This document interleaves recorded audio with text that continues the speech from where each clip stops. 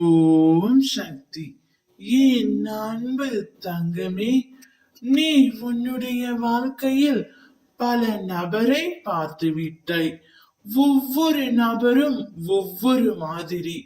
உன்னுடைய அருகிலே இருந்து உனக்கு துரோகம் இழைப்பவர்களும் இருக்கிறார்கள். உனக்கு தொலைவில் இருந்தாலும் உனக்கு நல்லது செய்ய வேண்டும் என்று இருக்கிறார்கள்.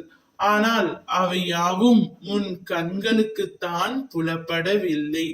சில நபர்களை உனக்கு தெரிந்திருக்கின்றது. இவர்கள் நம் அருகில் இருந்தாலும் இவர்களால் எப்பொழுதும் நமக்கு ஆபத்துதான் என்று நீ அதை சில கட்டங்களில் உணர்ந்து இருந்திருப்பாய். ஆம் தங்கமே, சில பேர் உன்னை சுற்றி நல்லவர்கள் போல் வேடமிட்டு உனக்கே தெரியாமல் உன் மீது பொறாமை எண்ணம் கொண்டுள்ளார்கள்.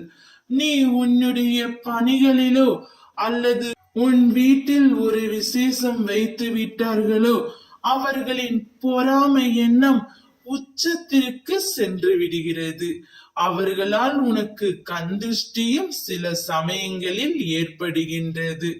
அவர்கள் யார் என்று நான் சொல்லட்டுமா?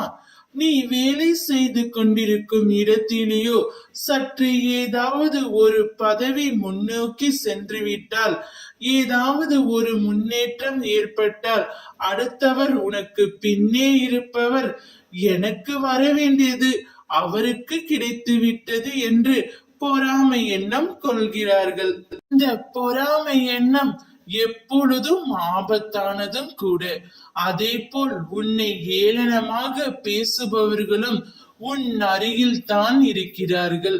உனக்கு வேலை கிடைக்கவில்லை என்றாலோ, படிப்பை முடிக்கவில்லை என்றாலோ, திருமணம் ஆகவில்லை என்றாலோ, குழந்தை பாக்கியம் கிடைக்கவில்லை என்றாலோ, நோயுற்று இருந்தாலோ, எப்பொழுதும் உன்னை ஏளனம் செய்து கொண்டிருப்பவர்களும் உன்னுடைய அருகில் தான் இருக்கிறார்கள். அதை பற்றியெல்லாம் நீ கவலைப்படாதே. உன்னை வேண்டாம் என்று ஒதுக்கிய இடத்தில் அம்மா நான் உன்னை செதுக்கி வைப்பேன். உன்னை புறம் பேசியவர்கள் முன் நீ உயர்ந்து காட்ட வேண்டும். உனக்கு அம்மா நல்லது மட்டுமே செய்வேன். ஓம் சக்தி.